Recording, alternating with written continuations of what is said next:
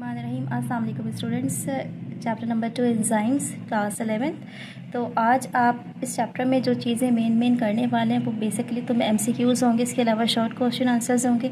लेकिन थोड़ा सा इस चैप्टर के बारे में एक दफ़ा आपको बता दूं कि इस चैप्टर नंबर 2 एंजाइम्स में जो बेसिकली आप स्टडीज़ करने वाले हैं ना, वो क्या क्या होगा। एंजाइम का कुछ स्ट्रक्चर होगा, इसके अलावा एंजाइम का एक्शन यानी एंजाइम किस तरीके से वर्क करता है, इसके अलावा वो कौन कौन से फैक्टर्स होते हैं जो एंजाइम जो है उसके ऊपर एक्शन करते हैं, जैसे कि फॉर एग्जांपल कंसंट्रेशन हो गई, pH हो गई, ठीक है। इसी तरीके से सबस्ट्रेट है, ये सारी की सारी चीज़ें क्या करती हैं, एंजाइम्स के फैक्टर्स कहलाती है और एंजाइम्स की एफिशिएंसी के ऊपर असर करती है। उसके बाद एक चीज़ है एंजाइम इनहिबिशन, यानी आमतौर पर एंजाइम्स के वर्ड के साथ ही आपके जहन में एक बात आती होगी कि ये वो केमिकल सब्सटेंसेस हैं जो किसी भी केमिकल रिएक्शन में हम उस वक्त ऐड करते हैं जब हमें उसका रेट इंक्रीज़ करना होता है। यानी अगर हम चाहते हैं कि कोई काम 1 घंटे में होने वाला है, कोई केमिकल रिएक्शन 1 घंटा लगा रहा है, तो अगर आप एंजाइम उसमें ऐड कर देंगे तो आपका एस्टिमेशन होता है कि उसमें कुछ टाइम रिड्यूस हो जाएगा, मे बी पॉसिबल कि वो 30 मिनट्स में या 40 मिनट्स में हो जाए। लेकिन अक्सर ऐसा होता है कि कुछ केमिकल रिएक्शंस बहुत फास्ट होते हैं, तो उस वक्त हम क्या करते हैं, इनहिबिटर्स ऐड करते हैं। ये इनहिबिटर्स क्या करते हैं कि उस केमिकल रिएक्शंस को थोड़ा सा स्लो डाउन कर देते हैं, जिसकी वजह से क्या होता है कि ये वर्क थोड़ा सा, ये कह लीजिए कि सस्टेनेबल हो जाता है और ये थोड़ा सा टाइम लगाता है, जिसकी वजह से वो ज़्यादा इफेक्टिवली हो जाता है, ठीक है। इसके साथ साथ एंजाइम की क्लासिफिकेशन होगी। क्लासिफिकेशन से मुराद है कि कौन कौन से एंजाइम होते हैं, उन्हें किस बिहाफ पर आप क्लासीफाइड करते हैं, ये तमाम चीज़ें जो हैं एंजाइम की क्लासिफिकेशन होती हैं। तो बेसिकली छोटा चैप्टर है ये, ठीक है, और ये आपका जो है बायो में ही आएगा, ठीक है। तो आपने क्या करना है, इस चैप्टर को अच्छे तरीके से स्टडी करना। सबसे पहले आप सीधा आ जाएंगे इसके MCQs वाले पोर्शन पे। तो विदाउट वेस्टिंग टाइम मैं बहुत फास्ट इसका जो आंसर है वो आपको दे दूँगी, साथ साथ आपने लगा लेना। तो स्टूडेंट्स आप यहाँ पर आ जाएंगे सीधा चैप्टर के MCQs वाली साइड पर, और ये इसकी एक्सरसाइज है, ये देखें, ठीक है। तो मैं स्पीड में बता रही हूँ आपको। सबसे पहले पेज 38 पे आ जाना, आप इसकी एक्सरसाइज के MCQs लगाना। पहला आपके पास क्वेश्चन है, which of the following statement is or are true about enzymes catalyse reaction. तो इसमें सबसे फर्स्ट ऑप्शन ए है कि ये रिएक्शन जो है वो फास्टर होता है as compared to the absence of the enzyme, यानी अगर आप एंजाइम ऐड करेंगे तो रिएक्शन फास्टर हो जाएगा, यही सबसे बेस्ट ऑप्शन है इसका, ठीक है। नंबर 2 पर आ जाओ, active side of an enzyme is the reason that, यानी किसी भी एंजाइम का जो एक्टिव साइड है वो कौन सा रीजन है, इसका बी ऑप्शन लगाइएगा, it is involve in the catalytic reaction of the enzyme, ठीक है। नंबर 3 पर आ जाइए, according to induced fit hypothesis the enzyme catalyse which of the following is correct. इसमें से कौन सा ऑप्शन जो है नंबर 3 में आपके ख्याल से करेक्ट है, अगर आप कौन सा हाइपोथेसिस इस्तेमाल करें, इंड्यूस्ड फिट हाइपोथेसिस। तो इसमें ऑप्शन नंबर डी जो है ये करेक्ट है। ये क्या कहता है, binding of the substrate changes the shape of the enzymes active side. Next question जो वो थोड़ा सा समझने वाला है पहले आपके लिए। क्वेश्चन नंबर 4 है, ये आपसे कहता है कि एक ग्राफ बना हुआ है, इसको गौर से देखिएगा, इसमें 1 2 3 ये 3 कर्व्स हैं, ठीक है। ये कहता है कि which curve represent the behaviour of enzyme taken from a bacterium that lives in the hot springs, यानी हॉट स्प्रिंग्स में इसमें से कौन सा जो कर्व है वो आपके ख्याल से किसी बैक्टीरियम का कर्व है जो कि सर्वाइव कर सकता है। तो देखिए इसमें मुख्तलिफ कर्व्स हैं जिसमें टेम्परेचर रेंज है नीचे, ठीक है। अब ये देखें 0 से 20 है, फिर यहाँ पे 40 है, 60 है, 80 है, 100 है। तो जाहिर सी बात है वो वाला कर्व आप कंसीडर करेंगे जो सबसे ज़्यादा टेम्परेचर टॉलरेंस है, यानी जिसमें सबसे ज़्यादा टेम्परेचर रेंज है, और वो कर्व है कर्व नंबर 3। तो आप यहाँ पे सी लगा दोगे, ठीक है। ये 40 से लेके तकरीबन समझ लीजिए कि 90 के करीब इसकी टेम्परेचर रेंज है, इस रेंज में ये बैक्टीरियम सर्वाइव कर लेगा। नेक्स्ट है आपके पास अगले पेज पर कि यहाँ देखें गौर से, increasing the substrate concentration in an enzymatic reaction could overcome which of the following, यानी कि अगर आप सबस्ट्रेट की कंसनट्रेशन इंक्रीज़ कर देते हैं किसी ऐसे रिएक्शन में जहाँ एंजाइम्स इन्वॉल्व हैं, तो आपके ख्याल से इनमें से कौन सा काम होगा, ये वाला काम होगा कॉम्पिटिटिव इनहिबिशन। अब इसको थोड़ा सा समझ लीजिएगा। कॉम्पिटिटिव इनहिबिशन का मतलब क्या होता है कि ये मॉर्फोलॉजिकली सिमिलर सब्सटेंसेज होते हैं और ये क्या करते हैं, इनका स्ट्रक्चर बिल्कुल सबस्ट्रेट के जैसा होता है। तो एंजाइम जो है वो क्या करता है कि वो उस एक्टिव साइट को छोड़ के इनके साथ आके अटैच हो जाता है, जिसकी वजह से रेट ऑफ केमिकल रिएक्शन जो है वो क्या हो जाता है, डाउन हो जाता है, ठीक है। तो अब नेक्स्ट है आपके पास नंबर 6, इसको देख लीजिएगा। Competitive inhibitors block the entry of the substrate into the active site of an enzyme of which following properties of an active site does the primary depend. तो इसमें सबसे पहला ऑप्शन ए जो है वो लगा लें, ability of enzyme to form a template for holding and joining molecules. Next है आपके पास नंबर 7, इसको देख लीजिएगा जल्दी। इसमें क्वेश्चन आपके पास कि एक सीरीज़ है एंजाइम जो कैटालाइज करे इस रिएक्शन को, यानी एक्स वाई बना रहा है, वाई जेड बना रहा है, उसके बाद जेड ए बना रहा है, तो फाइनली आपके पास प्रोडक्ट आ जाती है, वो ए होती है। जो प्रोडक्ट ए बाइंड होगी एंजाइम्स के साथ, कन्वर्ट करेगी एक्स को वाई में, और एक पोजीशन ऐसी आएगी जिसमें क्या होगा कि ये रिमोट हो जाएगी अपने एक्टिव साइट से। जो बाइंडिंग डिक्रीज़ है एक्टिविटी ऑफ द एंजाइम का, तो वो what is the substance x, आपके ख्याल से ये जो सब्सटेंस एक्स है वो इसमें से क्या चीज़ हो सकती है? इसमें देखिए काफ़ी सारे ऑप्शन हैं, इसमें से करेक्ट ऑप्शन सी होगा आपका, सबस्ट्रेट होगा। ठीक है, नंबर 8 पर आ जाओ अब आप। ये आपसे पूछ रहा है, if an enzyme is added to a solution where its substrate and products are in equilibrium what would occur. Enzyme है, आप ऐड कर रहे हैं कैसे सॉल्यूशन में जिसमें सबस्ट्रेट और प्रोडक्ट दोनों इक्विलिब्रियम में, आपके ख्याल से क्या होगा? नथिंग, कुछ भी नहीं हो सकता, क्योंकि रिएक्शन जो है वो ऑलरेडी इक्विलिब्रियम में है यहाँ पर। ठीक है, तो ऑप्शन नंबर डी है इसका। नेक्स्ट नंबर 9 है, इस पर आ जाओ जल्दी से। ये कहता है कि which one of the following is the mechanism of action of enzymes. इसमें से नंबर सी लगा लो, enzymes dramatically decrease the amount of energy of activation. ठीक है, लास्ट इसका एमसीक्यूज बचा, इसको देख लें जल्दी। ये एमसीक्यूज आपसे क्या कह रहा है? How does a non competitive inhibitor decrease the rate of an enzyme reaction. तो इसका ऑप्शन बी होगा, by changing the shape of the reactant. ठीक है, तो इस तरह आपके एमसीक्यूज यहाँ पे कंप्लीट हो गए। अब शॉर्ट क्वेश्चन आंसर्स जो है वो आपको लगवा देती हूँ मैं जल्दी।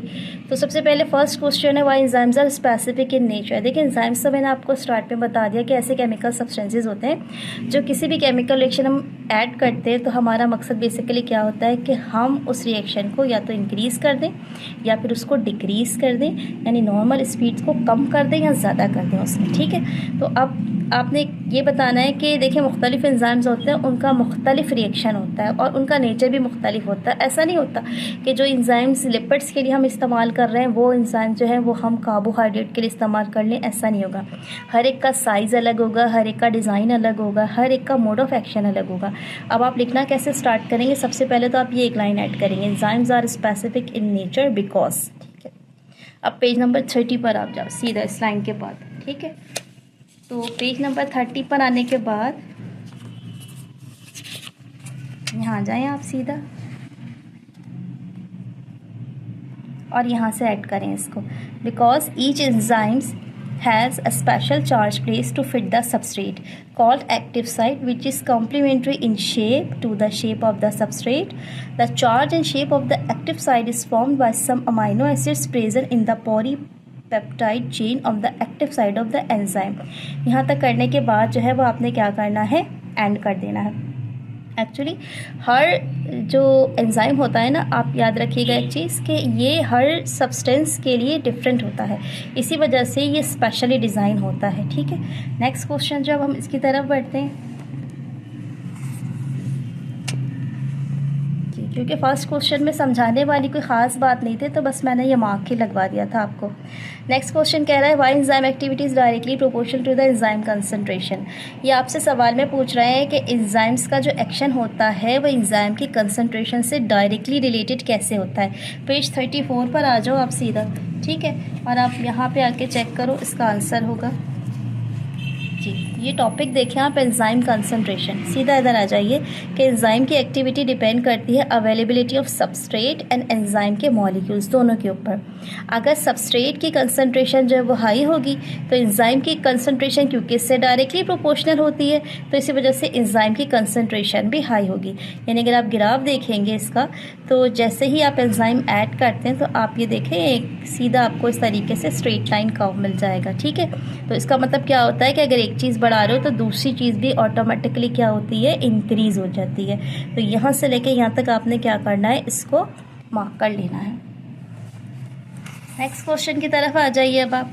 नेक्स्ट क्वेश्चन जो है वो आपसे पूछ रहा है कि how enzymes are called temperature sensitive, यानी एंजाइम्स को टेम्परेचर सेंसिटिव क्यों कहा जाता है। देखिए एंजाइम्स जो है ना बेसिकली एक ख़ास टेम्परेचर रीजन के ऊपर करते हैं। अगर बहुत ज़्यादा ठंड होगी यानी कि बहुत टेम्परेचर डाउन होगा तो भी एक्शन नहीं करेंगे, अगर आप टेम्परेचर को बहुत इंक्रीज़ कर देंगे तो भी नहीं करेंगे।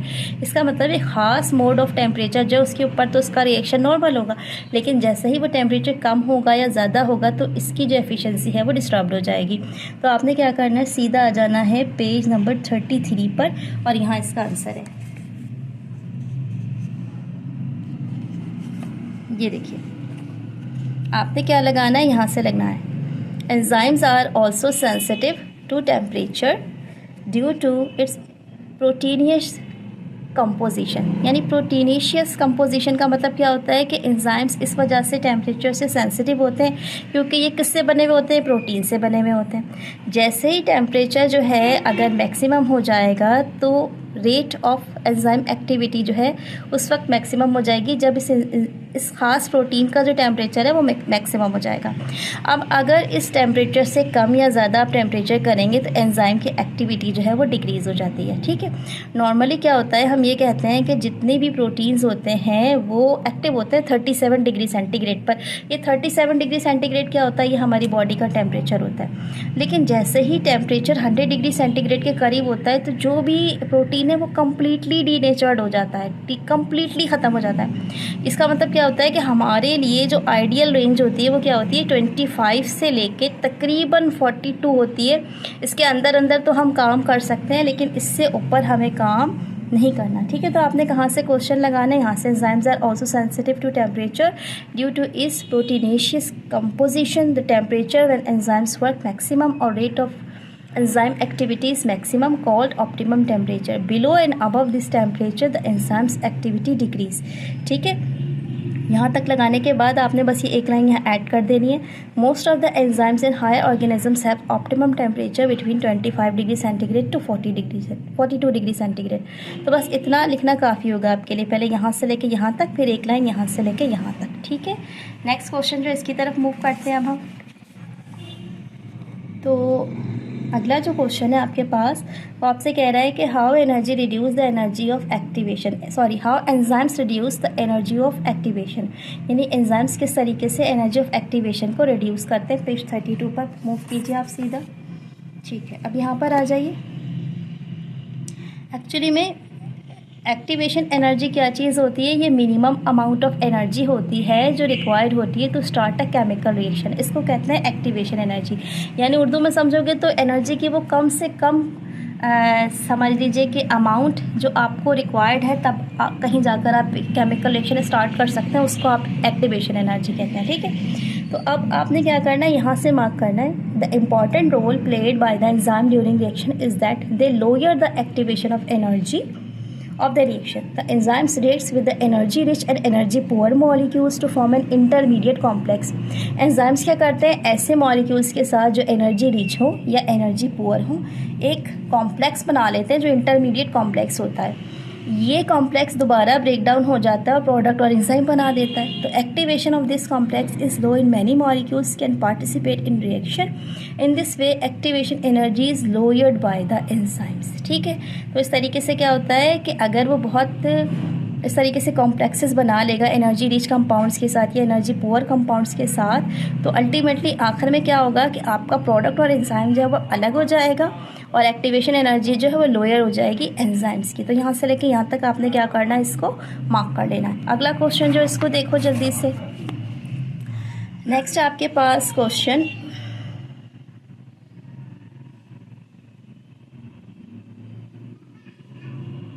How enzymes activity effect on the substrate concentration. ठीक है, तो यहाँ पर आ जाए 34 एंड 35 के ऊपर।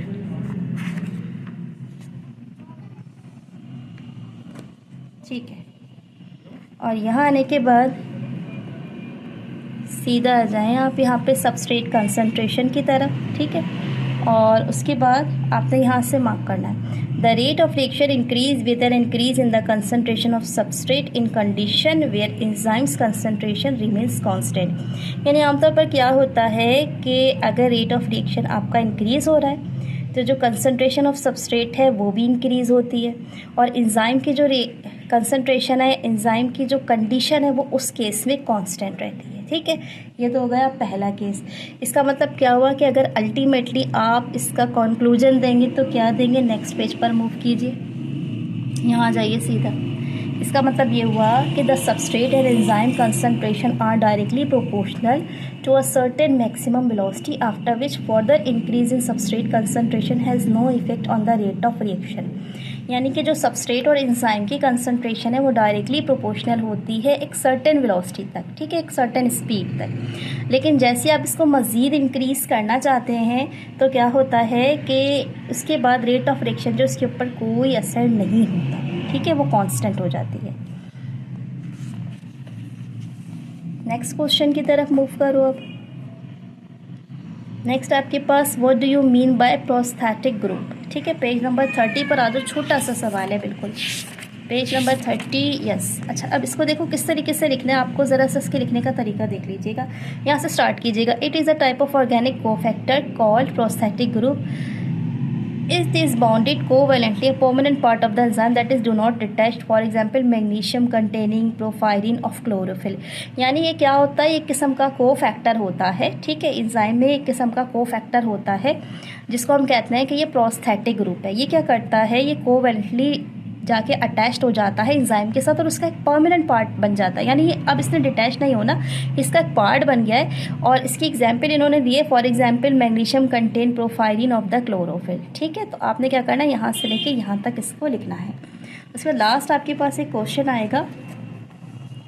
लास्ट क्वेश्चन है आपके पास, आपने डिफ्रेंशिएट करना है एक्टिवेटर और इनहिबिटर को। पेज नंबर 33 पे इसका आंसर है आपके पास, ठीक है।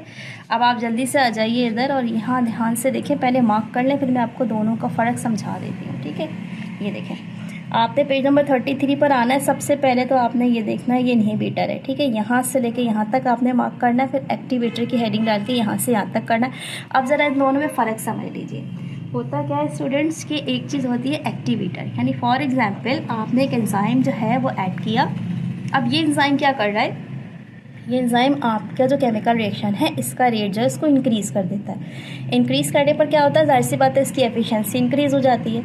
तो इस तरह की जो एंजाइम्स होते हैं एक्टिवेटर्स कहलाते हैं। लेकिन एक रिएक्शन कुछ इस टाइप का भी होता है कि वो इतना फास्ट होता है कि आपको उसको स्लो डाउन करना होता है। जब आप उसको स्लो डाउन करेंगे तो उसके लिए आपको कुछ ऐसे केमिकल रिएक्शंस ऐड करने पड़ते हैं जो क्या करते हैं, उस एंजाइम्स की कंसंट्रेशन को या उसकी जो शेप है उसको बिल्कुल अल्टर कर देते हैं, उसको तब्दील करते हैं। इसकी वजह से क्या होता है कि उसका जो रिएक्शन है बिल्कुल स्लो हो जाता है और स्लो होते होते होते एक टाइम पर आकर स्टॉप हो जाता है। तो इस तरह का जो केमिकल सब्सटेंस है वो क्या कहलाता है, इनहिबिटर। यानी दोनों चीज़ें, चाहे वो एक्टिवेटर हो चाहे वो इनहिबिटर हो, हमने उसको एंजाइम में ऐड करनी है। ये एडिशनल कंपोनेंट्स होते हैं, ठीक है, ये एडिशनल केमिकल सब्सटेंसेस होते हैं जो हम एंजाइम में ऐड करते हैं। अगर हम इनहिबिटर डालेंगे तो वो क्या करेगा, वो जाके एंजाइम्स के साथ चिपक जाएगा और चिपकने के बाद उसकी जो शक्ल है उसको तब्दील कर देगा। अब उसकी जो एक्टिव साइड है ना, एक्टिव साइड जो है वो उसको खो देता है और वो जाकर कहीं और अटैच हो जाता है, जिसकी वजह से क्या होता है, आहिस्ता आहिस्ता केमिकल रिएक्शन जो है वो बिल्कुल डाउन होना शुरू हो जाता है। और जो आपका जो अल्टीमेटली रिएक्शन होता है वो क्या होता है कि ये आपके केमिकल रिएक्शन को स्लो डाउन कर देता है। जबकि एक्टिवेटर इसी काम को उल्टा करेगा, यानी वो क्या करेगा कि जब वो जाकर किसी भी एंजाइम के साथ अटैच होगा तो वो उसको और स्पीड अप कर देगा। जैसे भी उसको और स्पीड अप कर देगा तो केमिकल रिएक्शन जो वो और ज़्यादा फास्ट हो जाएगा और ज़्यादा जल्दी आपको अपना जो प्रोडक्ट है वो मिल जाएगा। अब देख लो इसमें लिखा हुआ क्या है, an inhibitor bind to an enzyme away from the active side, the shape of the enzyme becomes altered due to this allostatic inhibitor। allostatic inhibitor जो है वो अभी आप आगे क्लासिफिकेशन में मज़ीद पढ़ेंगे, उस वक्त आपको डिफाइन करेंगे। As a result of this change, all active sites of the enzymes are changed slightly so that they become unable to receive substrate, ठीक है। इस तरीके से एक्टिवेटर में आप क्या लिखोगे, activator when bind to the enzymes away from the active site, these molecules are called allosteric activators. These allosteric activators increase the function of the active site. These molecules do not bound covalently to the enzyme so their interactions are reversible. तो इस तरीके से आपने inhibitor और activator को short लफ्ज़ों में समझ लिया कि एक केमिकल सब्सटेंस जो क्या करता है, एंजाइम की एक्टिविटी को इंक्रीज़ कर देता है, वो होता है आपका एक्टिवेटर। और एक केमिकल सब्सटेंस जो एंजाइम की एक्टिविटी को डिक्रीज़ कर देता है वो क्या होता है, आपका इनहिबिटर। तो स्टूडेंट्स, इसके साथ ही आज के शॉर्ट क्वेश्चन आंसर्स कंप्लीट हो गए। होपफुली आपको समझ आए होंगे। वीडियो अच्छे लगे तो उसे अपने क्लास फेलो के जो व्हाट्सएप ग्रुप है उनमें शेयर किया कीजिए, वीडियो को लाइक कर लिया करें और इसके साथ साथ मुझे अपनी दुआओं में याद रखा करें। टेक केयर एंड अल्लाह हाफ़िज़।